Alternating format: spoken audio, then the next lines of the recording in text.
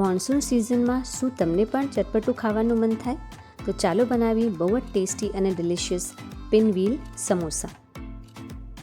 બધાથી પહેલાં સમોસાનો મસાલો રેડી કરી લઈએ. એના માટે 1 ચમચી મેં ધાણા લીધા છે, 1 ચમચી વરિયાળી, 5 થી 6 મરી અને સૂકા લાલ મરચાં લીધા છે કશ્મીરીવાળા.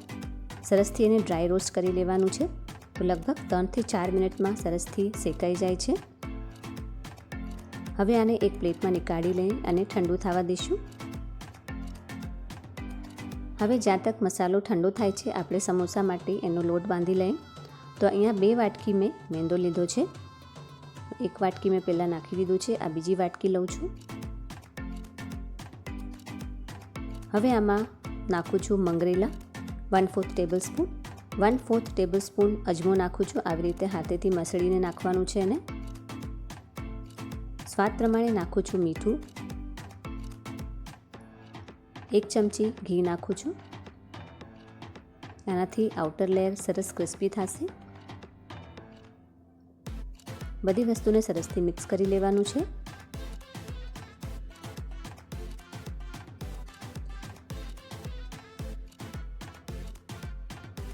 હવે આમાં થોડું પાણી નાખતા જઈશું અને લોટ બાંધી લઈશું. તો આપણે જેવી રીતે રોટલીનો લોટ બાંધીએ એનાથી થોડોક જરાક કડક લોટ બાંધવાનો છે.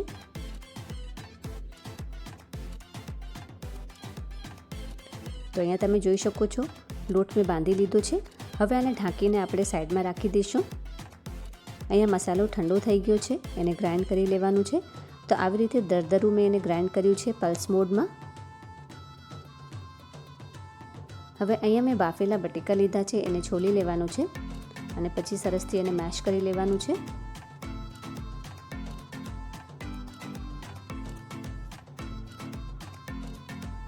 હવે બીજા મસાલામાં મેં અહીંયા ફ્રોઝન મટર લીધા છે. જો તમારા પાસે હોય તો તમે લઈ શકો છો. લીલા ધાણા, મીઠા લીમડાના પાન અને 1 લીલું મરચું લીધું છે. એક પેનમાં 2 ચમચી ઓઇલ ગરમ કરવાનું છે. ઓઇલ થોડું ગરમ થઈ જાય એટલે એમાં નાખું છું જીરું, ફ્રોઝન મટર. એને 2 મિનિટ કૂક થવા દઈશું. કેમ કે મટર થોડીક કડક હોય છે એટલે થોડીક સોફ્ટ થઈ જાય એના માટે એને 2-3 મિનિટ કૂક કરી લેવાનું છે.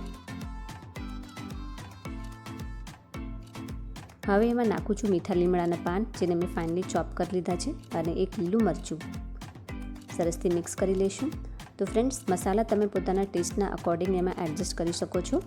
હવે એમાં ગ્રાઇન્ડ કરેલો મસાલો મેં એડ કરી દીધો છે. સરસથી મિક્સ કરી લઈશું. ગેસને ઓફ કરી દેવાનું છે. પેન ઓલરેડી ગરમ છે એટલે મસાલા આપણા કૂક થઈ જશે એમાં. હવે બાફેલા બટેકા એમાં મિક્સ કરી દઈશું અને બીજા બેસિક મસાલા આપણે નાખી દઈએ. સ્વાદ પ્રમાણે મીઠું, 1/4 ટેબલ સ્પૂન ગરમ મસાલો, 1/4 ટેબલ સ્પૂન આમચૂર પાવડર. જો આમચૂર પાવડર ન હોય તો તમે લીંબુનો રસ પણ નાખી શકો છો. સરસથી મિક્સ કરી લઈશું.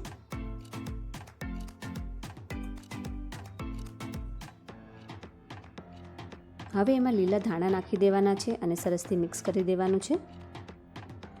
આપણો મસાલો બનીને રેડી થઈ ગયો છે. એને એક બાઉલમાં કાઢી લઈશું અને ઠંડુ થવા દઈશું.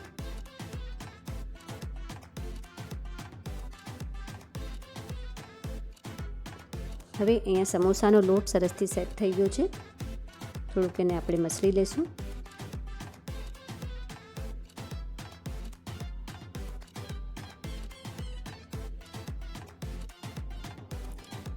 હવે આપણે જેવી રીતે રોટલી બનાવીએ એવી રીતે થોડોક લોટ લેવાનો છે, એટલે લોયો બનાવી લઈશું એનો.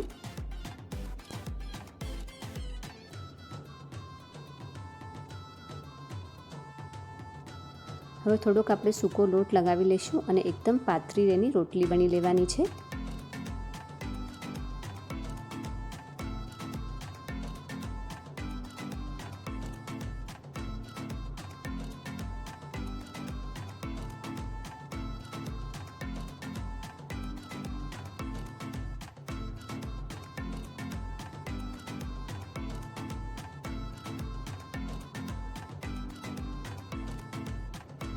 તો અહીંયા તમે જોઈ શકો છો એકદમ સરસ પાતળી રોટલી મેં વણી લીધી છે.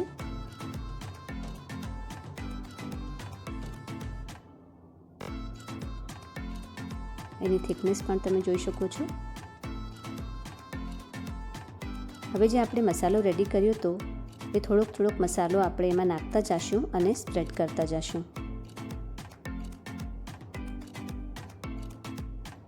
તો ફ્રેન્ડ્સ, જે નોર્મલ સમોસા હોય છે એ ડીપ ફ્રાય કરેલા હોય છે, બહુ વધારે ઓઇલમાં એને ફ્રાય કરવા પડે છે.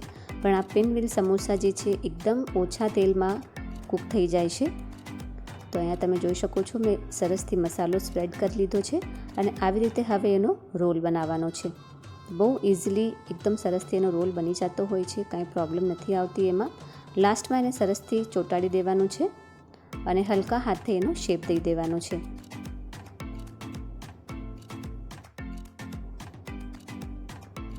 હવે આગળનું પોર્શન થોડુંક આપણે કટ કરી લઈશું, એને કાઢી લેવાનું છે. હવે એના નાના પીસીસમાં કટ કરી લેવાનું છે.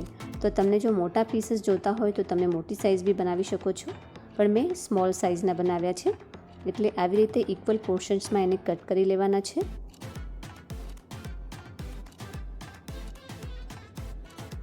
તો અહીંયા બધા પીસીસ આપણે કટ કરી લીધા છે. હવે એક પીસ એનું લેતા જવાનું છે અને આવી રીતે એકદમ હલકા હાથથી એને દબાવી દેવાનું છે, એટલે એ સ્પ્રેડ થઈ જશે. તો આવી રીતે બધા સમોસા બનાવીને રેડી કરી લેવાના છે. બહુ આસાનીથી એકદમ સરસથી સ્પ્રેડ થઈ જાય છે, બિલકુલ બી મસાલો એનો બહાર નથી નીકળતો. તો આવી રીતે બીજી રોટલી બી મેં બનાવી લીધી છે અને એમાં પણ મસાલો મેં સ્પ્રેડ કરી લીધો છે. એનો પણ રોલ વાળીને નાના પીસીસમાં કટ કરીને એના સમોસા રેડી કરી લેવાના છે. હવે આપણે આ સમોસાને ડીપ ફ્રાય નથી કરવાનું, એને શાલો ફ્રાય કરવાનું છે. એટલે ઓઇલ મેં પહેલાં ગરમ કરવા મૂકી દીધું છે. તો ચાલો આપણે સમોસાને ફ્રાય કરી લઈએ. તો અહીંયા તમે જોઈ શકો છો બહુ જ ઓછું ક્વોન્ટિટી લીધું છે મેં ઓઇલનું. હવે જેટલા પીસ આના અંદરમાં આવે એને નાખી દેવાના છે અને લો ટુ મીડિયમ ફ્લેમમાં એને શાલો ફ્રાય કરી લેવાનું છે.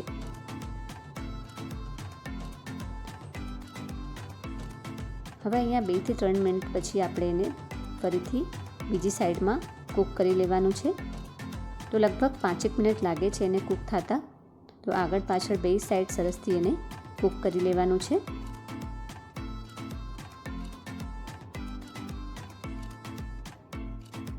તો ફ્રેન્ડ્સ, જેમ કે લોકો હવે થોડાક હેલ્થ કોન્શિયસ થઈ ગયા છે, બહુ ઓઇલી ફૂડ ખાવાનું પસંદ નથી કરતા, તો આ એક બહુ સરસ ઓપ્શન છે. જો તમને કંઈક બહુ ચટપટું અને ફ્રાય કરેલું ખાવાનું મન થતું હોય તો તમે એકદમ ઓછા ઓઇલમાં કૂક કરેલી વસ્તુ બનાવીને એન્જોય કરી શકો છો. તો આપણે સમોસા બનીને રેડી થઈ ગયા છે. ચાલો એને સર્વ કરી દઈએ. તો અહીંયા સમોસાને મેં ઇમલીની ચટણી સાથે સર્વ કર્યા છે. તમે એને ગ્રીન ચટણી અથવા તો ટોમેટો કેચઅપ સાથે બી સર્વ કરી શકો છો. તો મોન્સૂનમાં ગરમા ગરમ પિનવ્હીલ સમોસા બનીને રેડી છે. હું ભાવના ફરીથી મળીશ તમને નેક્સ્ટ વિડીયોમાં એક સરસ મજાની હેલ્ધી રેસિપી સાથે. Thanks for watching.